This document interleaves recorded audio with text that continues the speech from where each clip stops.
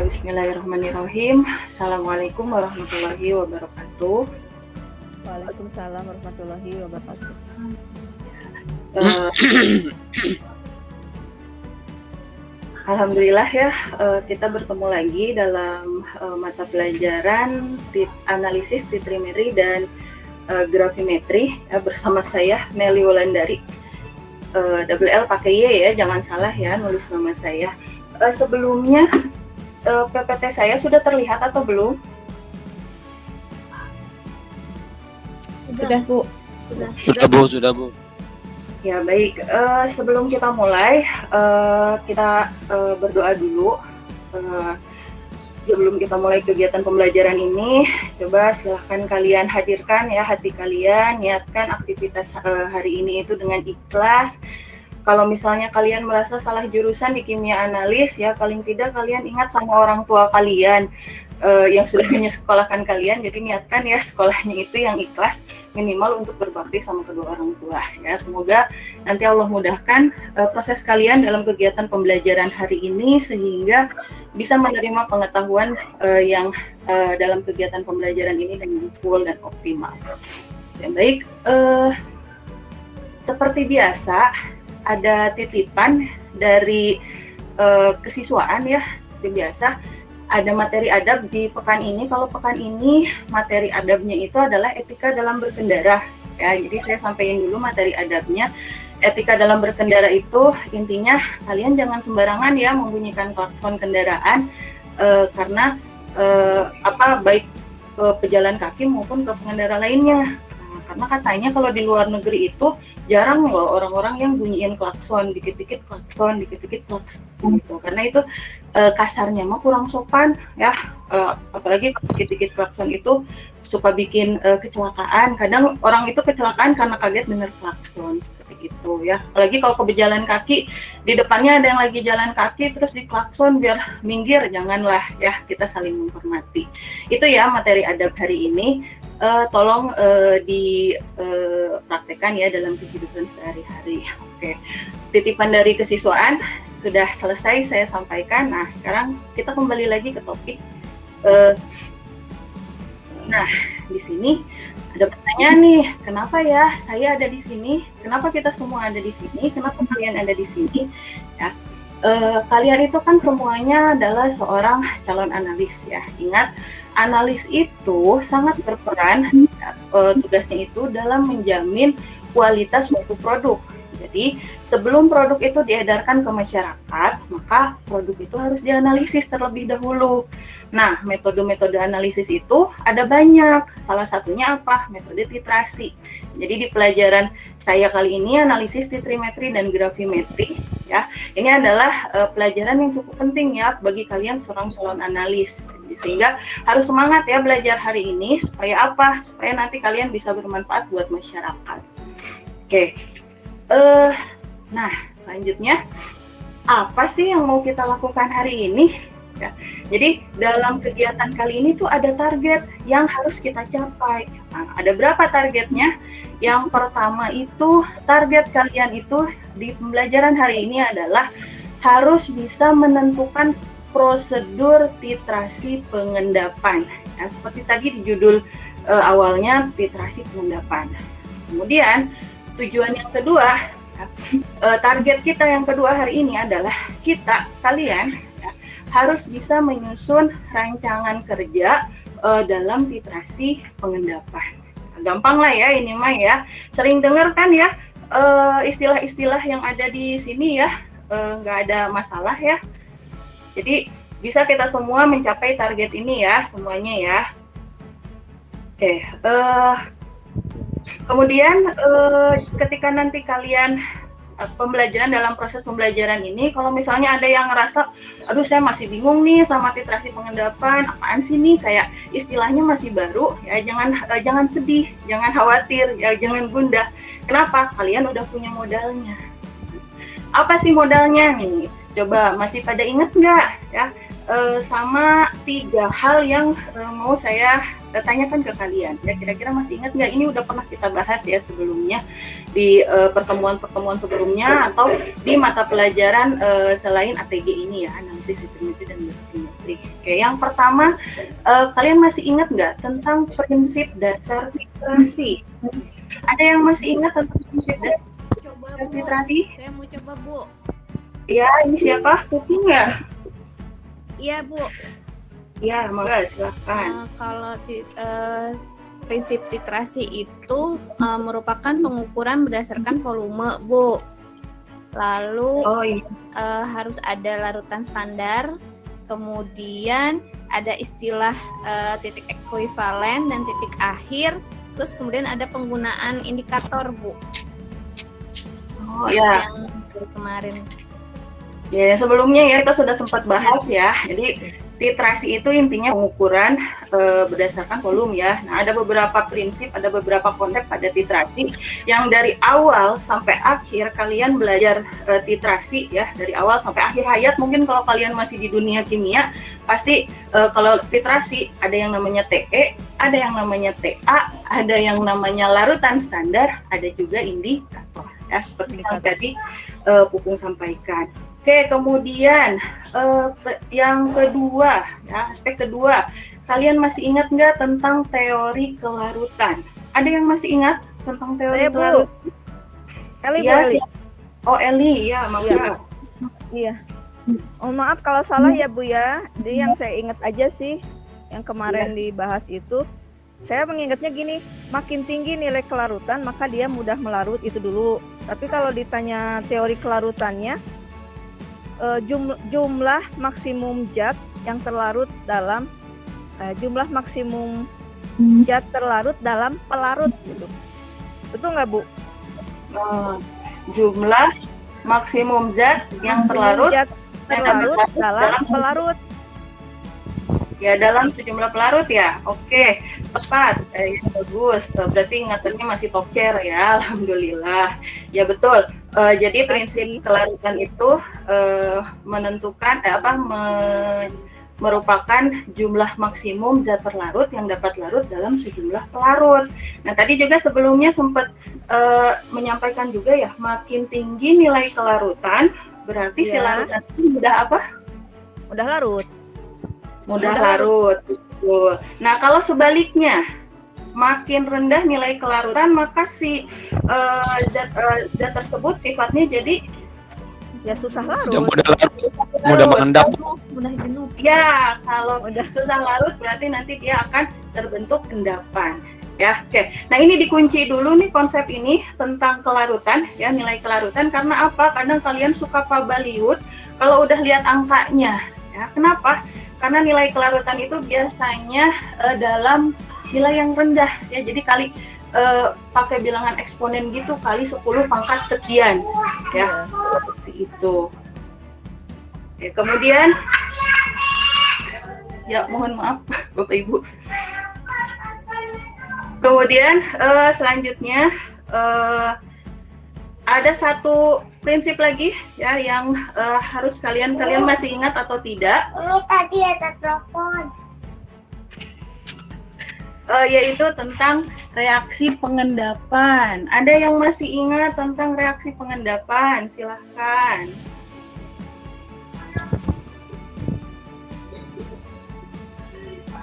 Siapa? Ada yang masih ingat nggak nih reaksi pengendapan itu apa ya? Pengertiannya itu apa ya?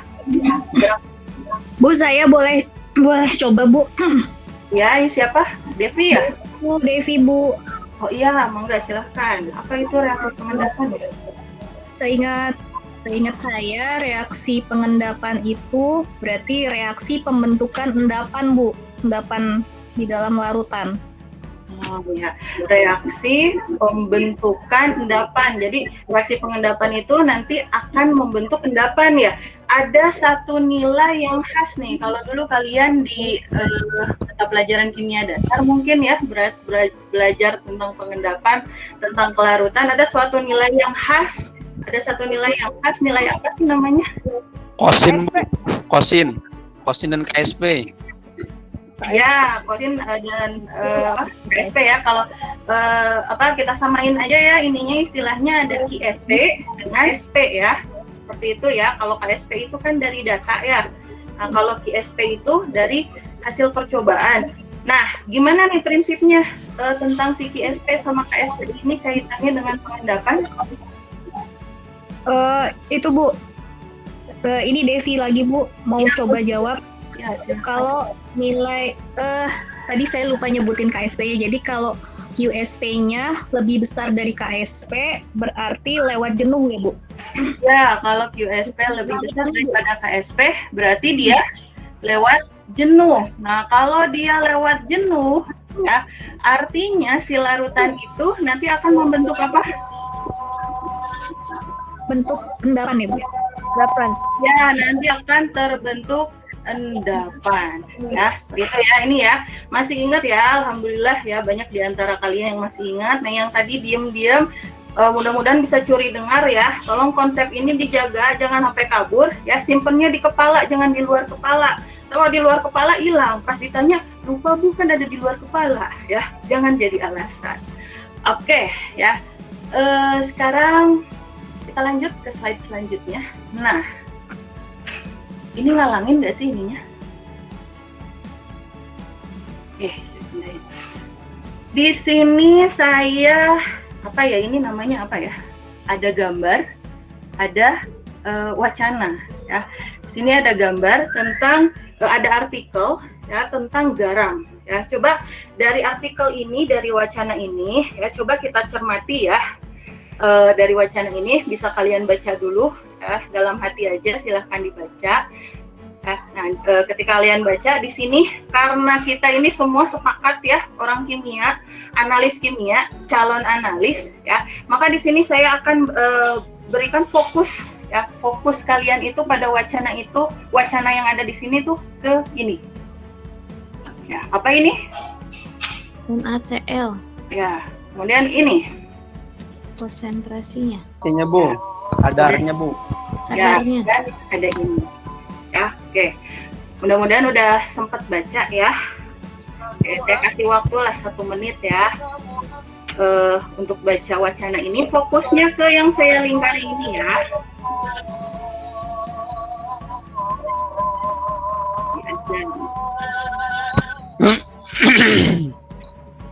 Cukup mungkin ya waktu untuk membacanya. Nah, sekarang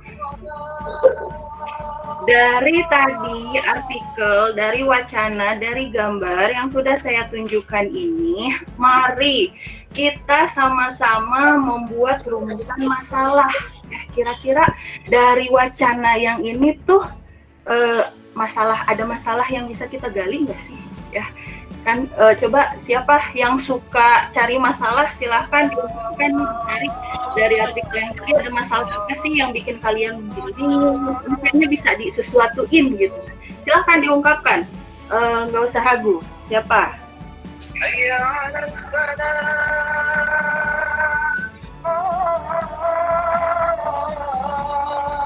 Belum azan ya sebelum azan, akan kalian pikirin dari wacana ini ya, kira-kira apa sih rumusan masalah yang bisa kita bahas ya, untuk kita bahas di kegiatan hari ini. Bebas rumusan masalahnya ya, silahkan. Saya mau coba, Bu. Ya, mangga. Pupung ya? Iya, Bu. Ya, apa? Rumusan Udah dapat? masalahnya ya, Ya. gimana kita bisa tahu kualitas garamnya ya, Bu ya? Bagaimana tahu kualitas garam? Garam, ya. Saya Bu, Eli Bu. Oh iya, sebentar. Tahu kualitas garam. Saya selesaikan dulu nulisnya ya, anak-anak. Ini berarti tanda tanya ya? Nah, ini Ya, masalah iya, Bu. yang menurut Pupung dari wacana itu, oh ini nih masalahnya ya. Itu. Ya. Oke. Bagus. Ada lagi nggak? Ayo. Ada, Bu. Iya. Eli Bu. Ya, Eli dulu silakan. Badru nanti ya. Ya Bu. Ya, silakan. Eli. Karena bicara tentang kualitas garam ini bagaimana Bu, garam yang suka dipakai di rumah, kalau bahasanya gimana ya? Bagaimana kualitas garam yang dipakai di rumah dan yang di industri? Bagaimana kualitas garam yang di rumah ya. Iya ya, biasa dipakai di rumah. Garam makanan mungkin ya. Iya betul betul. Di industri juga kan industri makanan. Dan garam, ini garam ya. Saya singkat, tolong dipahami. Oke. Ini ya. Oh, karena tadi di sini emang ada dua ini ya, ada dua jenis garam. Ada garam konsumsi mungkin ya tadi maksudnya dengan garam industri. Iya, yang di rumah itu sih. Ya. Oke, selanjutnya ada lagi. Saya, Bu. Saya, Bu. Ya, Bu. Terus masalahnya itu bagaimana kita tahu kadar NaCl itu 94%, Bu? Bagaimana tahu kadar si NaCl ya? Ya, 94%. Itu untuk garam yang konsumsi, Bu. Untuk garam yang konsumsi. Oke, ada lagi? Saya, Bu. Iya, siapa ini? Saya Yuli, Bu. Iya, mangga, silakan. Kenapa kandungan NaCl dalam garam yang dikonsumsi itu 94%, sedangkan garam yang di industri itu 97%. Iya. Gini ya, berarti kenapa NaCl di garam konsumsi 94% dan garam industri, ini industri ya, 97%. Seperti ini. Sorry.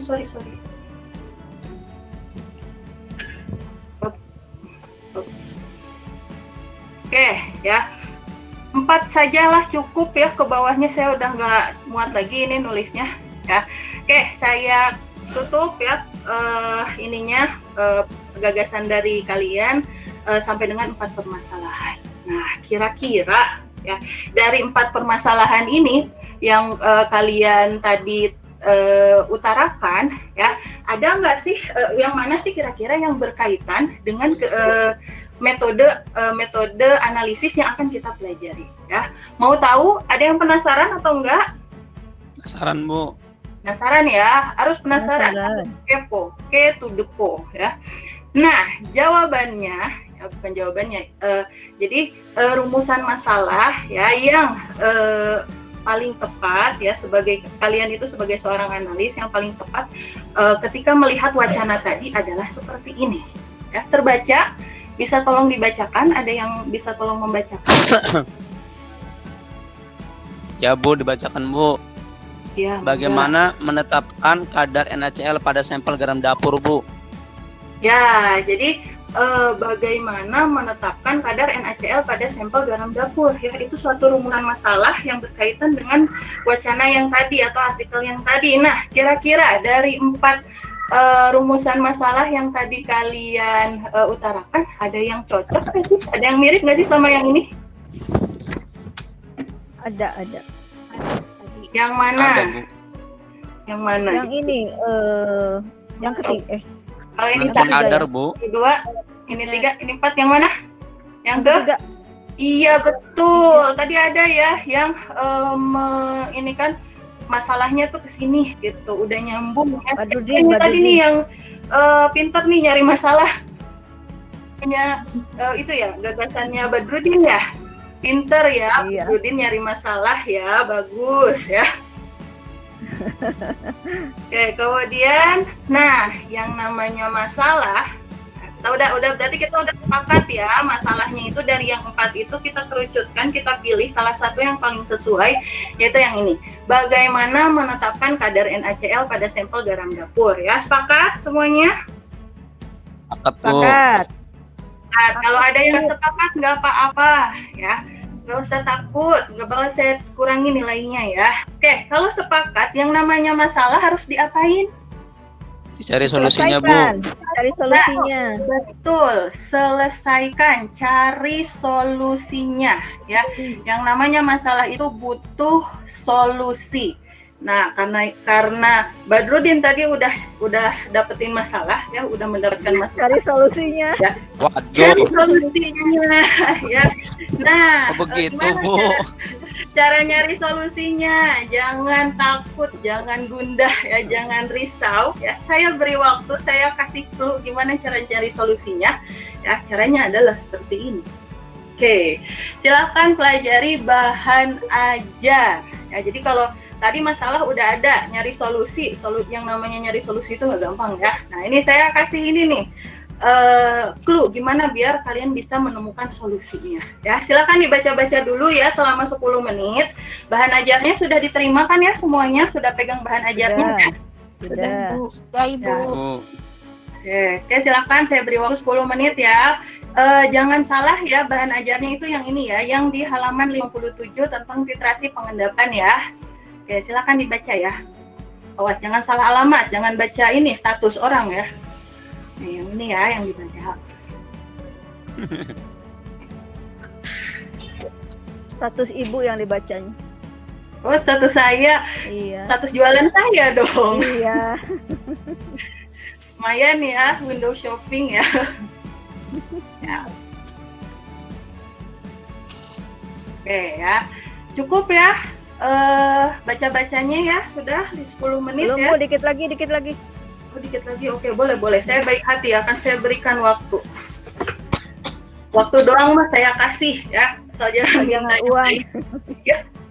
Lagi PPKM. Udah Bu. Sudah? Udah. Oke, tadi siapa tadi yang ini udah nyari-nyari masalah tadi? Pelakunya tuh siapa masalahnya? Badrudin, Bu. Badrudin Bu. Badrudin yang Badrudin ya tadi ya? Ya Bu, kayaknya kalau dari bahan ajar itu untuk menyelesaikan masalah dengan titrasi Bu.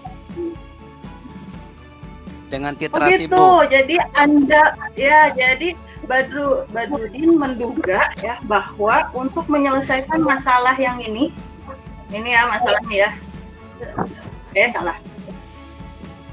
Mana sih tadi? Nah, untuk menyelesaikan masalah yang ini, penyelesaiannya gampang ya, berdasarkan tadi udah baca bahan ajar ya. Udah Bu. Ya, tadi katanya caranya itu di dugaan sementara itu caranya dengan apa tadi? Dengan Menyelesaikan dengan menggunakan titrasi Bu. dengan titrasi. Ya, bagus, hebat, masya Allah ya. Yang tadi nyari-nyari masalah ternyata punya solusinya ya. Dan baca juga. Nah ini udah bagus, udah benar, sudah mulai menjurus ya, hampir sempurna. Cuman ada nggak yang bisa menyempurnakan lagi? Ya, kira-kira ada nggak? Saya boleh nggak, Bu? Siapa ini? Maaf, ini saya nggak bisa tahu ya yang ini siapa karena tampilannya tutup. Devi, Bu. Oh Devi, iya sok mangga apa? Saya sama Badru, Bu, pakai titrasi, tapi titrasinya pengendapan. Soalnya tadi di bahan ajar yang bahasnya titrasi pengendapan, Bu. Oh gitu, berarti dilengkapi ya. Jadi dugaan sementara masalahnya itu apa tadi? Bagaimana menetapkan kadar NaCl pada sampel garam dapur. Terus tadi udah baca ya, terus disimpulkan dugaan sementara untuk menyelesaikan atau solusi dari masalah itu adalah dengan titrasi pengendapan. Seperti itu. Iya. Oke, Iya, Bu. saya kunci ya jawabannya. Ya. Dan coba sekarang kita lihat rumusan hipotesisnya ya. Kalau kalian jadi seorang finalis, ada tadi masalahnya si NaCl ya. Gara-gara NaCl kita jadi nyari-nyari masalah, nyari-nyari solusi. Ini rumusan hipotesisnya ya. Kira-kira sesuai apa enggak dengan yang tadi teman-teman kalian sampaikan, Badrudin dengan Devi? Sesuai Bu. Ya, dugaan sementaranya rumusan hipotesisnya penetapan kadar NaCl pada sampel garam dapur dapat dilakukan dengan titrasi pengendapan. Luar biasa, udah hebat-hebat ya anak-anak murid saya. Kalau gitu karena kalian udah bikin masalah, dapat solusi, ya udah tahu solusinya, karena udah hebat, saya nggak usah ngajar ya kalau gitu ya. Udah pinter berarti ya. Solusinya udah dapat sendiri ya. Oke, perlu lanjut nggak nih? Karena kalian udah dapetin solusinya kira-kira. Lanjut. Cara ini ya, cara titrasinya Bu. Gitu. Titrasi pengendapan tuh apa Bu? Ya, karena tadi kan kalian cuma sekilas ya lihat bahan ajar. Nah, hipotesis yang tadi udah dirumuskan itu harus dibuktikan, ya, karena belum tentu benar, ya, hipotesis atau dugaannya. Nah, untuk membuktikan apakah hipotesisnya itu sesuai atau tidak, ya, mari kita berkenalan. Nah, ada sesuatu yang baru di sini, ya, apa? Kita berkenalan dengan suatu konsep, ya, suatu metode, salah satu metode analisis, ya, yang dinamakan dengan titrasi pengendapan. Ya, ingat ya, ada istilah tak kenal maka apa lanjutannya biasanya? Tadi saya. Tak kenal maka sayang. Nah, kalau di sini kita ubah tak kenal maka belajar. Ya, oke. Kita akan sekarang coba kita buktikan hipotesisnya, ya, dengan membahas titrasi pengendapan yang tadi konsepnya itu sudah kalian baca, ya, di bahan ajar. Ya. Oke. Kita harus mengenal dulu, ya, titrasi pengendapan ini seperti apa sih, ya. Nah, ada dua hal, ya, yang di awal ini mau saya bahas, yaitu tentang prinsip dasar dengan jenisnya. Nah, ada yang tahu nggak? Ada nggak yang bisa menyebutkan atau menjelaskan? Tadi kan udah baca sekilas bahan ajarnya. Nah, apa sih prinsip dasar dari titrasi pengendapan? Ada yang bisa jawab? Bentar, Bu. Ya, mangga. Bentar. Saya, Bu. Ya, ini Eli, ya? Iya, Bu. Ya. Oke, silahkan. Apa, gimana? Tadi yang saya baca di bahan ajar, prinsipnya itu reaksi pengendapan analit oleh larutan standar yang secara spesifik mampu mengendapkan analit. Itu saya pelek banget bacanya yang di bahan ajar, Bu. Seperti itu. Iya. Ya, emang plek banget, bener. Ya. Karena saya sumbernya juga beberapa saya ambil dari situ, ya. Jadi betul, ya. Bagus. Berarti Eli tadi udah baca, ya. Prinsip dasar dari titrasi pengendapan itu adalah suatu reaksi. Reaksi apa? Ya, reaksi pengendapan. Kalau sebelumnya kan kalian belajar titrasi apa? Asam basa, ya. Kalau titrasi asam basa reaksinya reaksi apa? Netralisasi. Ya, netralisasi atau penetralan. Nah, kalau titrasi pengendapan, maka reaksinya itu adalah reaksi pengendapan. Pengendapan siapa? Analit, ya. Oleh siapa? Oleh suatu larutan standar. Nah, di sini kita samakan persepsinya, ya. Larutan standarnya itu biasanya dipakai atau berperan sebagai peniter, ya, biasanya. Tapi ada juga larutan standar yang jadi yang dititrasi, yang di Erlenmeyer, ya. Kalau peniter adanya di mana? Di Red, Bu. Buret. Oke, jadi prinsip dari titrasi pengendapan itu adalah reaksi pengendapan analit oleh suatu larutan standar. Nah, larutan standarnya kalau di titrasi pengendapan itu biasanya apa, ya? Ada yang tahu, Bu? Iya, betul, pinter sekali. Siapa ini? Yuli, Bu. Yang jawab. Siapa? Yuli. Oh, Yuli, pinter, ya. Jadi larutan standarnya itu adalah, ya, biasanya yang dipakai adalah AgNO3. Nah, AgNO3 itu karena titrasi pengendapan biasanya pakai larutan standar AgNO3, sehingga, ya, kalau kalian baca di bahan ajar, titrasi pengendapan kadang ada kalanya disebut juga sebagai titrasi apa? Ada yang tahu? Argentometri, Bu. Pupung, Bu. Iya, betul, ya. Karena larutan standarnya itu AgNO3, sehingga titrasi pengendapan itu biasa disebut juga sebagai titrasi argentometri, ya. Nah, ternyata jenis titrasi pengendapan itu, ya, saya perkenalkan ke kalian, ya, bukan cuman titrasi argentometri, ada satu jenis lagi titrasi pengendapan, yaitu titrasi merkurimetri. Jadi kalau argentometri itu reaksi pengendapannya itu pengendapan ion Ag+ oleh ion dengan X-, ya, membentuk endapan AgX. Nah, kalau merkurimetri, ya, larutan standarnya itu adalah dari ion merkuri. Merkuri itu adalah Hg2+, ya. Jadi nanti Hg2+ dengan X- membentuk Hgx2. Nah, cuman titrasi merkurimetri ini nggak dipakai, jarang banget dipakai. Kenapa jarang dipakai? Sudah belajar kan ya tentang sifat-sifat bahan kimia. Nah ini gara-gara ini ya, kenapa jarang dipakai? Karena si Hg itu sifatnya apa? Hg itu sifatnya apa? Beracun ya, yaitu sifatnya beracun, sehingga titrasi merkurimetri itu jarang dipakai ya. Untuk jadi titrasi pengendapan biasanya hanya titrasi argentometri saja. Dan dalam titrasi argentometri, nah larutan standarnya itu kan Ag+, berarti X-nya ini adalah sebagai analit. Ya, nah analitnya ini biasanya apa? Biasanya adalah suatu ion halida. Ya, suatu ion halida. Oke. Ya, sampai sini paham? Paham, Bu. Paham ya, alhamdulillah, pinter-pinter sekali anak ibu ya.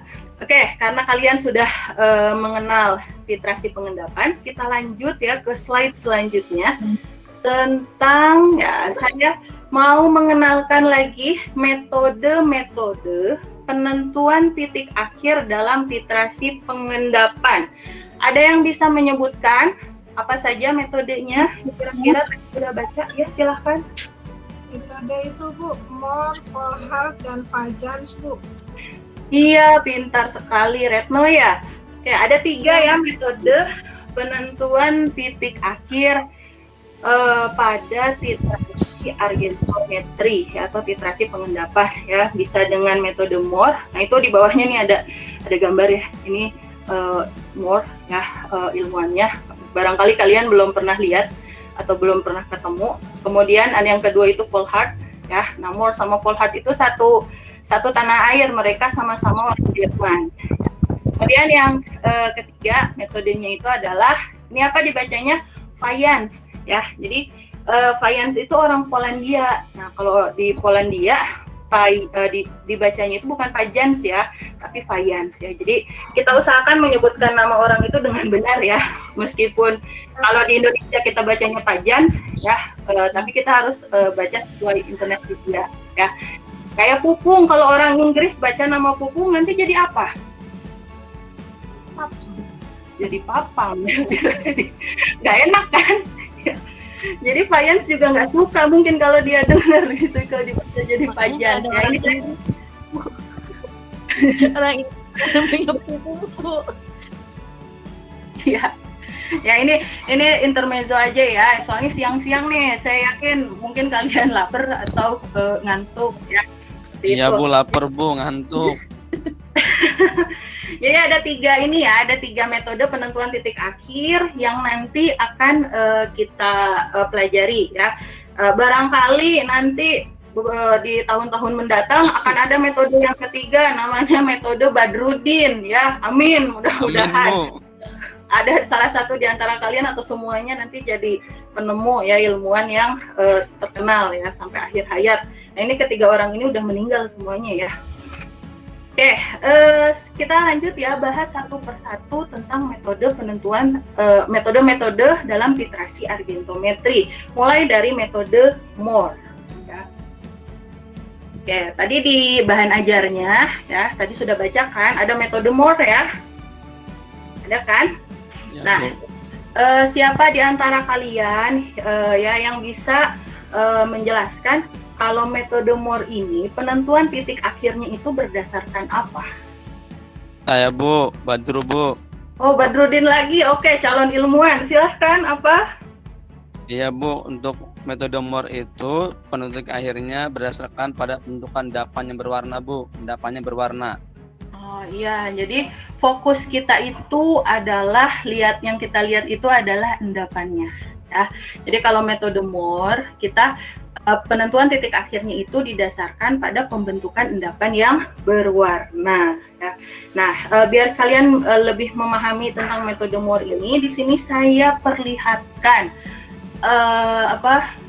reaksinya. Kalau kita mau titrasi argentometri dengan metode Mohr, reaksinya itu seperti apa sih? Reaksi yang terlibat dalam titrasi itu seperti apa? Ya. Nah, ini reaksinya. Oke, kalau kalian cermati di sini, ya, kan titik akhirnya itu berdasarkan pembentukan endapan yang berwarna.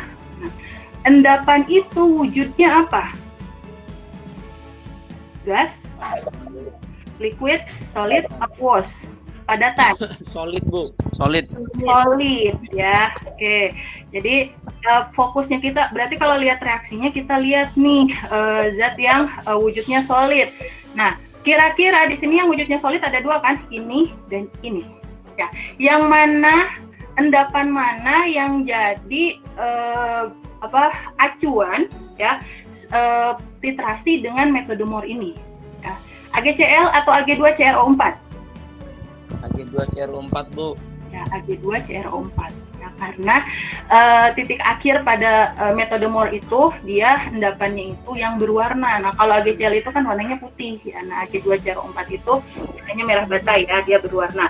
Oke, nah kalau dia dititrasi, kalau kita titrasi ya reaksi ini diaplikasikan dalam suatu titrasi. Nah, ini ceritanya buret sama labu Erlenmeyer. Tolong kalian jangan berpikiran mistis ya, kok bisa-bisanya itu buret berdiri di atas kayak gitu.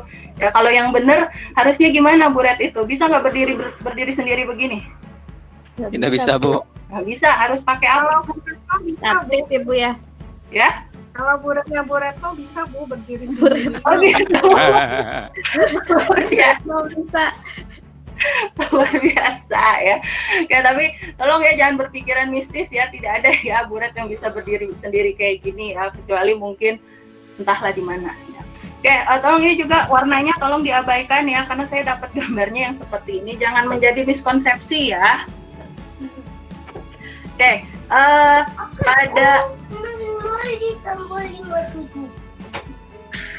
pada ini titrasi di sini ada buret, ada labu Erlenmeyer. Nah, kira-kira kalau titrasi argentometri dengan metode Moore, zat apa sih yang ada di buret? Zat apa yang ada di labu Erlenmeyer? Ada yang tahu? Biasanya yang di buret itu adalah larutan standar. Jadi apa nih yang ada di buret? AgNO3. Iya, betul. Siapa itu tadi yang jawab AgNO3? Tepung Bu, takut salah tapi. Iya betul ya. Jadi yang di buret itu AgNO3. Nah, berarti ini AgNO3 sudah disimpan di dalam buret. Nah, artinya tinggal tersisa nih yang di Erlenmeyer nih. Coba kalian bisa menyebutkan nggak kira-kira yang di Erlenmeyer itu zat apa? Kalau AgNO3 NaCl Bu. iya betul, ada NaCl ya. Jadi di dalam Erlenmeyer itu ada NaCl. Sini isinya NaCl. Ada lagi nggak yang lain selain NaCl? Ada Bu, indikatornya Bu. Ya betul ya, ini NaCl. Kemudian yang belum masuk ke sini adalah indikatornya kalium kromat K2CrO4 ya di sini. Oke, nah sekarang bagaimana sih prinsip dari metode Moore ini? Apa sih yang terjadi ketika kita titrasi argentometri dengan metode Moore? Ya, yang pasti akan terjadi reaksi. Reaksi antara apa yang di buret dengan yang di Erlenmeyer. Pertanyaannya, ya, yang di buret itu kan cuma satu, si AgNO3.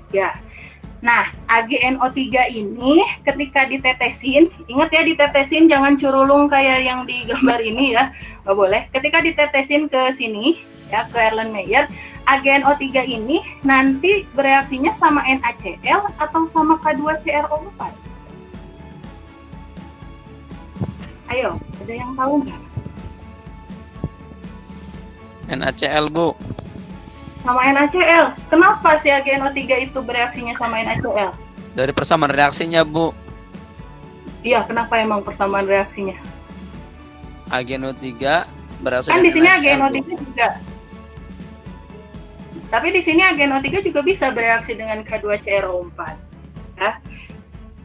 Jadi, oke betul ya jawabannya, AgNO3 itu bereaksi dengan NaCl. Ya, tapi ini ada perebutan nih, si antara AgNO3 itu bereaksinya sama NaCl dulu, apa K2CrO4 dulu, atau sama kalium kromat dulu. Nah, untuk menjawab ini berarti kita butuh fakta. Ya. Kita punya fakta seperti ini. Nah, jadi ada fakta nilai kelarutan dari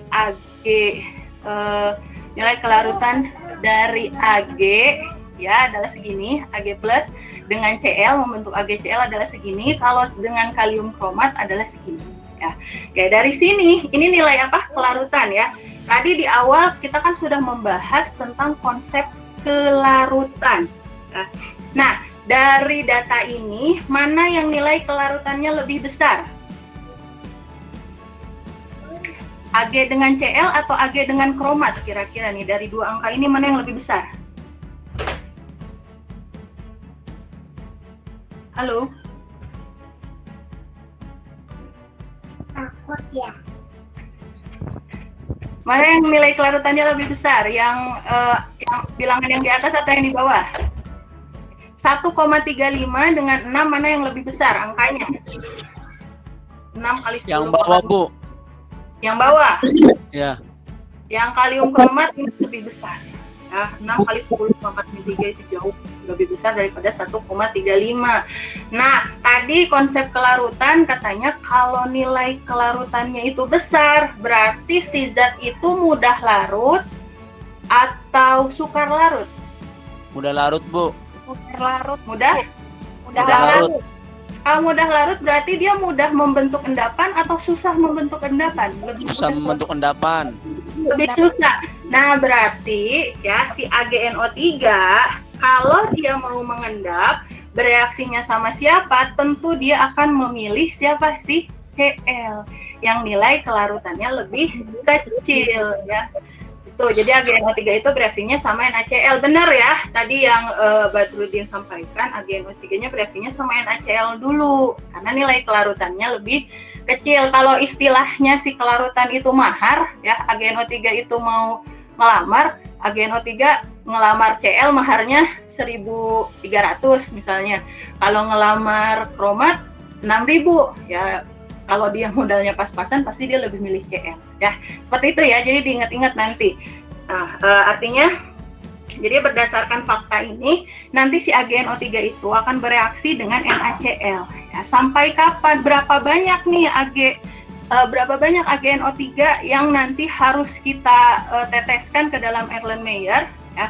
AgNO3 yang kita teteskan ke dalam Erlenmeyer itu sebanyak jumlah NaCl yang ada di sini. Kalau NaCl-nya sudah habis, baru si AgNO3 ini akan bereaksi dengan si kromat. Barulah dia ngedatengin si kromat.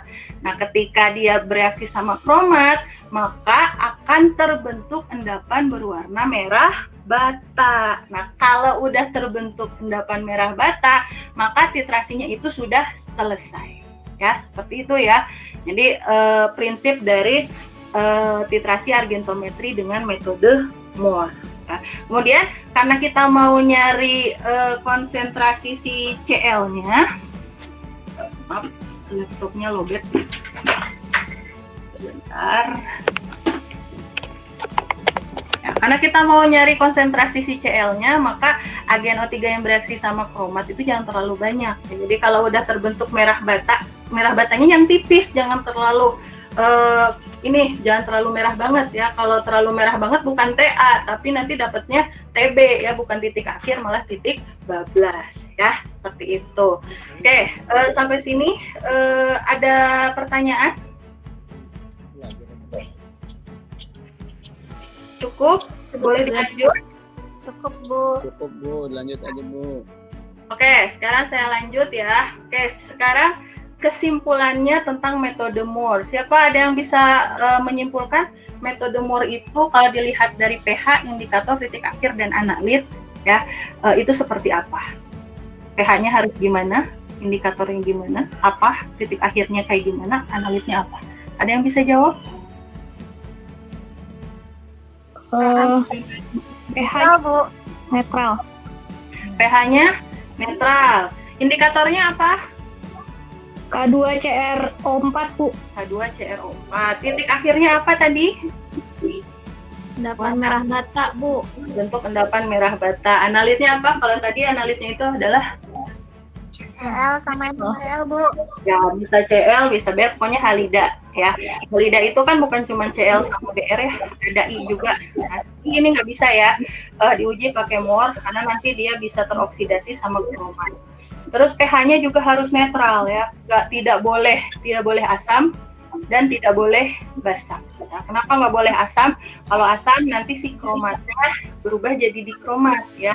Titik akhirnya jadi susah diamati. Kemudian nggak boleh basah, kenapa? Karena kalau basah nanti Ag bereaksi sama si OH membentuk endapan AgOH ya, seperti itu. Tapi kalau misalnya kekeh mau pakai sampel yang bersifat asam, nggak apa-apa sih, tapi nanti harus dinetralin dengan menambahkan NaHCO3. Oke, kita lanjut ya. Metode selanjutnya adalah Volhard. Oke, ada yang bisa menyebutkan kalau Volhard itu berdasarkan apa ya penentuan titik akhirnya? Saya coba ya, Bu. Iya, silahkan. Retno ya. Ya, penentuan TA-nya itu berdasarkan pada pembentukan larutan senyawa kompleks yang berwarna, Bu. Iya, betul. Udah baca ya tadi bahan ajarnya. Jadi penentuan TA-nya ya dilihat dari pembentukan larutan senyawa kompleks ya. Jadi kalau tadi more yang dilihat endapan, kalau Volhard yang dilihat adalah larutan ya.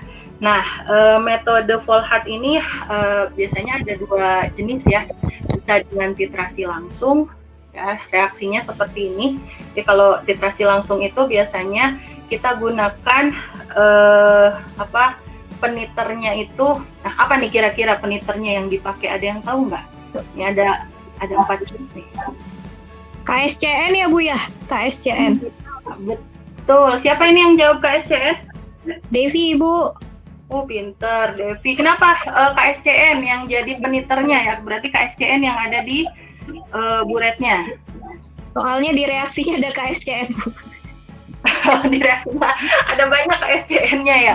Kayak bukan AgNO3 ya. Intinya gini, kalau kita mau tahu siapa yang di buret ya, lihat aja yang bereaksi sama analit siapa yang bereaksi, dan dia juga ikut bereaksi sama indikator ya. Di sini KSCN dia ikut bereaksi sama analit. Nah, analitnya di sini siapa berarti? Ini ya, AgNO3. Terus indikatornya apa di sini kira-kira? Indikatornya itu adalah kalau ini udah jadi peniter, KSCN udah jadi peniter, AgNO3 udah jadi analit, berarti indikatornya ini ya, Fe13. Nanti titik akhirnya itu akan membentuk ini nih, senyawa kompleks yang ini ya. Jadi di dalam Erlenmeyernya nanti ada Fe3+, ya. Kemudian ada AgNO3. Terus nanti ketika dititrasi ya, KSCN bereaksinya sama AgNO3 dulu ya, nanti terbentuk endapan. Kemudian kalau AgNO3-nya sudah habis, dia berikatan dengan Fe membentuk suatu kompleks yang berwarna jingga merah. Karena kompleksnya ini aqueous itu ya, cairan, larutan, maka yang dilihat nanti titik akhirnya itu bukan endapannya tapi larutannya. Dan titrasi langsung pada metode Volhard itu biasanya dipakai untuk penetapan kadar Ag ya, atau untuk standarisasi atau pembakuan KSCN. Nah, kalau pembakuan KSCN berarti ininya harus AgNO3 yang standar ya, yang boleh diketahui konsentrasinya. Nah, selain bisa dengan titrasi langsung, bisa juga dengan titrasi balik. Nah, kalau dengan titrasi balik ya, intinya sih sama. Nah, yang ini tuh sama ya dengan yang di sebelah ya. Cuman nanti di dalam Erlenmeyernya kalau kita pakai titrasi balik, di sini bukan cuman ada AgNO3 dan Fe3 doang. Ada tambahan apa? Ya, ada tambahan Cl ya. Cl-nya ini ya, dia ini biasanya sebagai sampelnya atau analitnya ya. Dan kalau titrasi balik berarti ini ya biasanya untuk penetapan kadar si Cl. Nah, cuman dalam titrasi metode Volhard ini ada masalah baru yang timbul. Apa? Ya, masalahnya itu dari si Fe. Kalian tahu sifat Fe itu kayak gimana? Nah, Fe itu dia itu jadi kalau pada suasana basah dia akan mengendap. Ya, Fe itu akan menjadi FeOH 3 kali kalau pada suasana basa. Supaya ini tidak terbentuk, ya, maka biar titrasinya titik akhirnya bisa kita amati, maka titrasi metode Volhard harus pada suasana apa? Kalau nggak boleh basa, ya tidak boleh basa, ya berarti harus pada suasana asam, ya seperti itu. Dan asamnya itu biasanya adalah yang dipakai asam nitrat, ya, NO3, ya. Oke. Nah, silakan. Saya sudah selesai ya bahas Volhard. Kita sudah sama-sama bahas Volhard. Simpulkan, siapa yang mau menyimpulkan pH-nya gimana, kondisi pH-nya, indikatornya apa, titik akhirnya apa, dan analitnya apa. Ya, ada yang bisa menjelaskan, menyebutkan? pH-nya asam tadi. Iya, betul, pH-nya asam. Indikatornya apa kalau Volhard? Kalau tadi Moore itu kan kromat, kalau Volhard apa?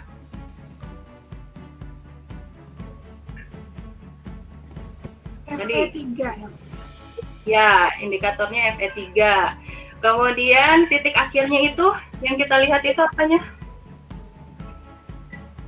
Larutan atau endapan? Larutan. Larutan. Larutannya jadi berwarna apa? Nah, coba lihat di Merah, sini. Bu. Jadi berwarna merah. Nah, analitnya itu kalau metodenya langsung tadi bisa untuk penetapan Ag ya. Kalau tidak langsung bisa untuk penetapan Cl. RI sama SCl. Oke, kita masuk ke metode yang terakhir yaitu metode Fayence ya. Nah, kalau metode Fayence ini waktunya udah berapa menit lagi? Bisa tolong ada yang lihat timer? Takutnya keburu habis. Sudah jam berapa? Halo? Jam 12.41. Oh, udah jam 12.41 ya. Tadi kita mulai jam 12-an ya. Kalau nggak salah ya 10 menit lagi ya waktunya. Iya, Bu. Ya, karena waktunya 10 menit lagi, ini langsung saya informasikan saja ya. Metode Fayence itu nanti bisa kalian cross check dengan bahan ajar yang kalian baca. Titik akhirnya itu berdasarkan pada penyerapan indikator berwarna. Ya, jadi nanti si endapannya itu dia akan menyerap indikator. Ya, jadi kita pakai indikator yang khas. Nah, indikatornya itu apa? Indikatornya itu biasanya macam-macam ya. Kalau di reaksi ini, nah ini indikatornya. Nah, maksudnya apa si endapan menyerap indikator? Ya, jadi nanti di metode Fayence itu di sini larutan standarnya ya yang ada di sini sama seperti metode Moore yaitu AgNO3. Nah, kemudian sampelnya itu di sini biasanya kalau di reaksi ini adalah Cl, AgNO3 bereaksi dengan Cl. Kemudian ada juga HFl. Ya, itu HFl ini sebagai indikator. Nah, ini merupakan indikator adsorpsi ya. Jadi ciri khas dari si AgCl itu, endapan AgCl itu dia bisa mengadsorpsi ion ya.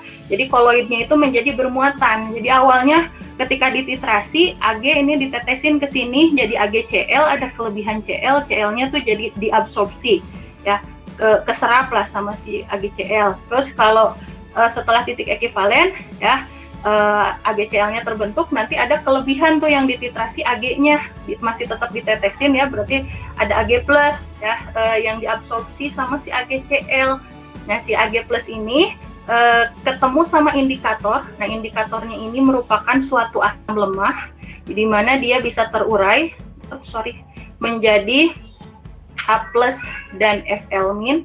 Nah, otomatis si Fl-nya ini ya karena tadi kalau udah titik ekivalen terus ditetesin sedikit lagi ada kelebihan Ag. Nah, Ag-nya itu bisa si indikatornya itu bisa diserap sama si endapan AgCl-nya. Ya, jadi ada Ag+, indikatornya yang negatif, dia juga keserap juga.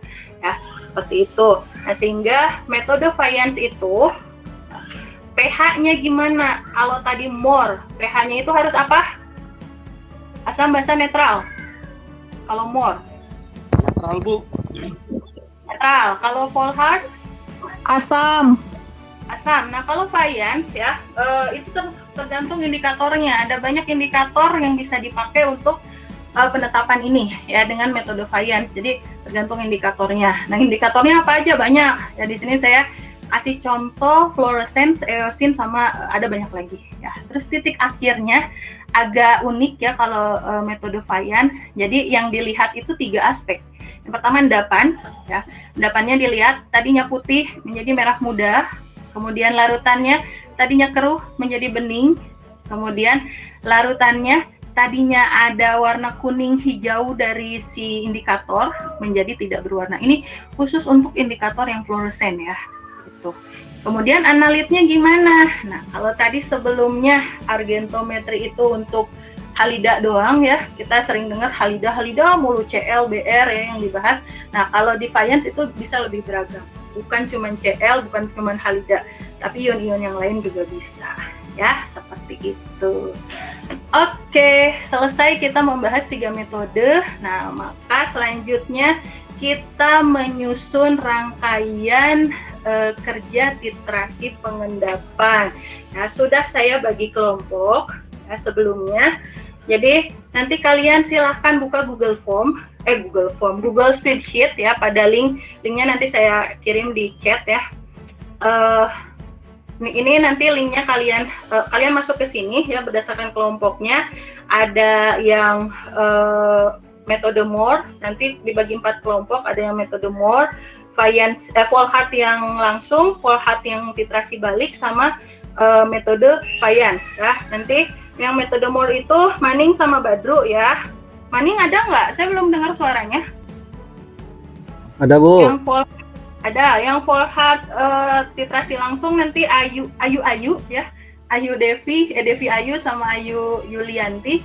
Terus yang Volhard yang titrasi balik sama Eli dan Yuli Ati. Terus yang terakhir yang metode faians Pupung sama Retno ya. Oke, silakan kalian buka, saya kirim dulu ya ininya, linknya.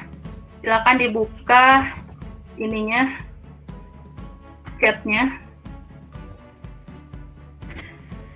Oke, silakan masuk ke situ. Nah, yang tadi berkelompok itu ada 4 kelompok ya, ada yang Moore, terus Volhard langsung, Volhard balik, sama faians. Sudah diklik linknya masuk ke sini. Saya lihat sudah ada 2 orang.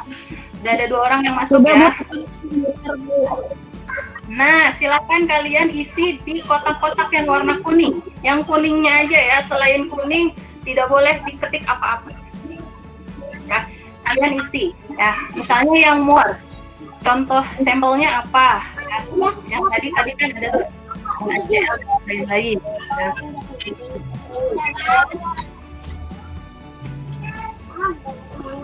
Tadi Eli yang mana ya, Bu? Eli yang Volhard titrasi balik. Volhard titrasi balik. Nah, yang titrasi balik belum ada yang nulis nih. Titrasi langsung juga belum ada. Devi Ayu sama Ayu Yulianti. Mana nih? Berarti Eli yang kolom 3. Maaf, ini saya masih muter. Sama, Bu. Iya, kenapa? Tulis Oh, yang gitu. berarti Bu dicek, Bu. Kayak gini bukan? Bentar. Iya, yang kuningnya aja ya yang diisi. Titrasi balik Bukan, misal. Bu. Contoh sampelnya apa? Tadi kan udah belajar ya. Ya. Terus yang menitrasinya apa? Kalau yang menitrasi berarti yang di buret. Ya, yang kuning ya, kayak gitu. Wah, yang Moore sudah selesai ya, kelompok Maning sama Badru. Wah, luar biasa. Ya, bisa dibaca rancangan kerjanya ya, baca aja dalam hari. Ibu maaf, saya kayaknya jaringan Bu, saya nggak bisa ngetik, gimana ya Bu? Oh, ada yang bisa bantu? Barangkali kamu komunikasi siapa? Devi ya? Teman kelompoknya. Iya, Devi Bu. Ayu ya? Bisa komunikasi by WA dengan temennya, mungkin bisa tolong bikin. Iya, sama Iya, Ibu. Maaf Bu, tadi tuh saya bagian yang mana Bu? Sama Devi Bu? Titrasi langsung, yang langsung yuk kita yuk. Langsung. Oh iya, Iya, langsung. Iya. Ayo ditulis contoh sampelnya apa. Juara 2 Fayans. Fayans itu Pupung sama Retno, luar biasa. Yang laki-laki itu ya duluan ya. Jaringannya lemot. Oh bisa tolong dibantu sama temannya. Tapi udah beres, Bu. Udah beres. Ya, yang titrasi balik selesai. Tinggal yang titrasi langsung. Contoh sampelnya AgNO3. Zat yang nitrasi, kemudian coba lagi diisi, ayo. Semangat.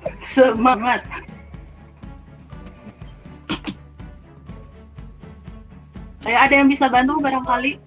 Ya, Eli ketikin aja. Boleh. Ya. Dah, alhamdulillah selesai semuanya. Nah, ajaib ya, kalian cuma ngisi contoh-contoh. Mudahnya ya lihat di sini terus. Ya, Oh iya, dia udah salat ya. ya, ini sudah ya diisi semuanya. Jadi ketika kalian kalau udah tahu sampelnya apa, zat yang menitrasinya apa, si yang diburet itu apa, indikatornya apa, regen lainnya selain sampel sama peniternya itu apa, udah ditulis dan titik akhirnya juga tahu, nanti bisa kalian rancang ya prosedur kerjanya itu seperti ini ya, dalam bentuk kalimat seperti ini. Jadi buat larutan sampel, terus kemudian dipipet larutan sampelnya ya, yang udah dipipet masukin ke laboratorium manager, terus tambahkan indikator ya, kalau ada regen lain berarti tambahin indikator dan regen lain, kemudian dititrasi dengan peniternya ya, sampai terbentuk endapan atau di akhirnya ya, seperti itu. Nah, ini bayangan rencana kerja kalau kalian dititrasi penetapan kadar dengan metode argentometri. Ya, ini cuman bayangan kasar ya, prosedur benerannya kayak gini bukan kira-kira. Ada yang kurang nggak? Ini bukan. Ya, apa yang kurang? Oke, kenapa sih? Sudah maksudnya. Apa yang kurang dari rancangan kerja ini biar jadi prosedur?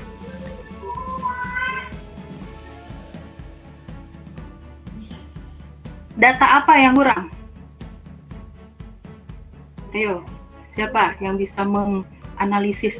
Kalau saya punya rancangan kerja kayak gini bisa langsung dipraktekin jadi prosedur nggak? Enggak. Kurang data apa? Kurang data konsentrasi yang kayak gitu kan? Konsentrasi, terus sama apa?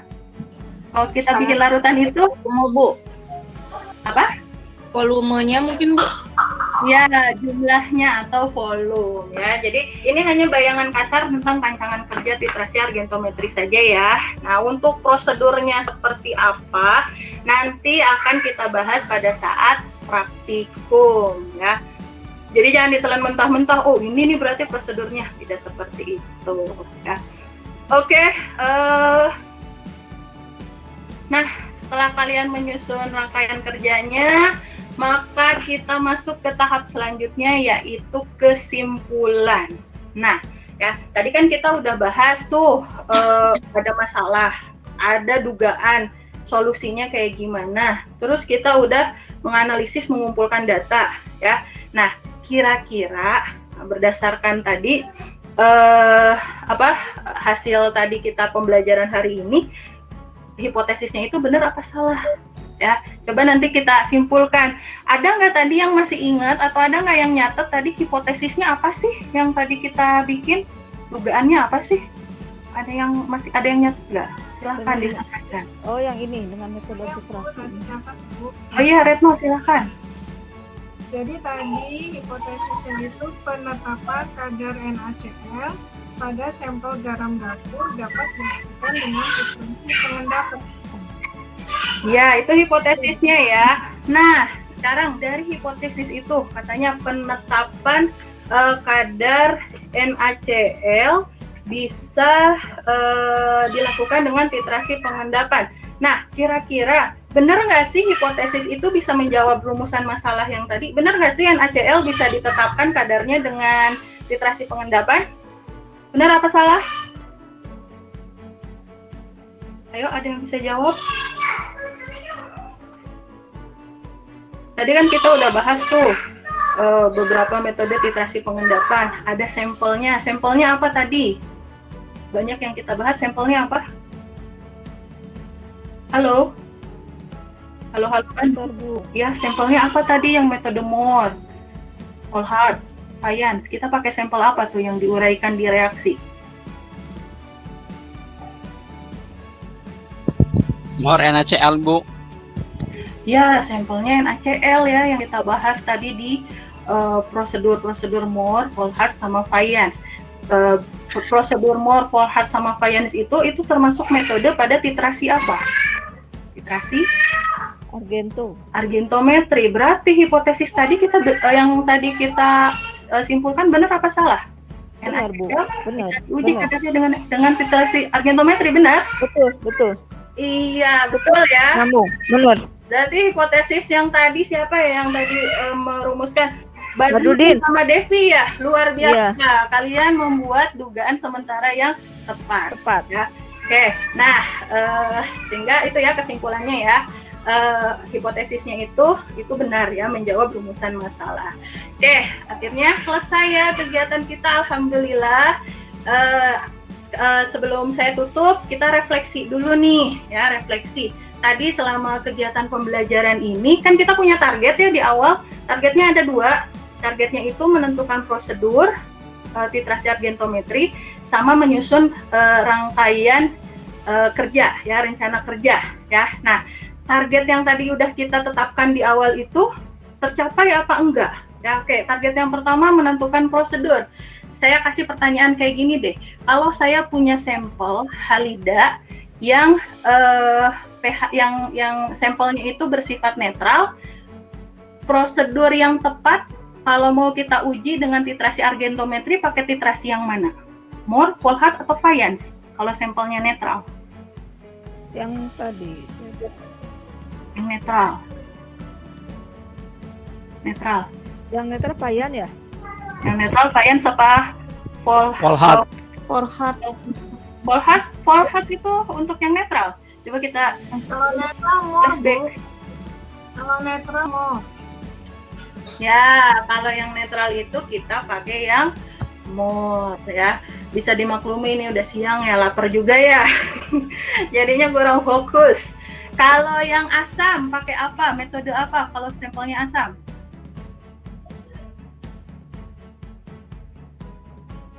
Kalau tadi Moore kan netral sampelnya. Kalau yang sampelnya asam kita pakai metode apa? Yang Volhard kan, Bu? Bisa ditentuin nggak? Volhard, betul. Volhard. Kalau yang Fayence itu bebas ya, bisa apa aja pH-nya. Bisa asam, basa, netral, tergantung apa kalau Fayence pH-nya itu, suasananya. Tergantung jenis kalau Fayence. Tergantung Jenis indikator. Iya, betul ya. Alhamdulillah ya, selesai ya kegiatan kita. Saya evaluasi ya untuk kelas ini kelas kelompok 1. Selama kegiatan diskusi ini alhamdulillah aktif ya, ada yang aktif, ada mungkin yang kelelahan ya, sehingga tadi saya agak kurang mendengar suaranya tadi kayak Ayu, Maning juga agak senyap-senyap ya suaranya. Terus juga kalian cukup teliti ya dalam menentukan prosedur ini, udah kasih sumber ya, terus nggak asal ngasih gagasan. Tadi di akhir pas refleksi agak lama jawabnya, saya berhusnuzon itu kalian lagi berpikir apa ya, takut salah ya. Jadi kalian tuh benar-benar teliti mau menjawabnya ya. Bagus, saya apresiasi ya kelas ini. Mudah-mudahan terus seperti ini dan tingkatkan terus ya. Nah, oleh-oleh dari saya untuk kalian ya, saya udah kasih kirim LKPD-nya. Tolong diselesaikan LKPD-nya, diisi semuanya ya. Nanti kalau udah selesai dikumpulin sore ini ya. Sore ini jangan di besok-besok, jangan di entar-entar ya, biar beban kita perlahan habis ya, satu persatu, jangan ditumpuk, masalah itu jangan ditumpuk ya. Oke, kalau sudah ini karena saya sudah memberikan tugas ya, kemudian pembelajaran selanjutnya itu nanti kita akan praktek minggu depan di pertemuan selanjutnya kita akan praktek. sebelum praktek tentunya kita akan bahas dulu prosedurnya dan pengolahan datanya seperti apa ya. Alhamdulillah selesai semua rangkaian kegiatan ini. Silahkan ditutup dengan doa. Tolong dipimpin salah satu dari kalian untuk menutup kegiatan hari ini, berdoa. Halo. Baik teman-teman, setelah kita mengikuti kegiatan pembelajaran pada siang hari ini, marilah kita tutup kegiatan pada siang hari ini dengan doa menurut agama dan kepercayaan masing-masing. Berdoa dimulai.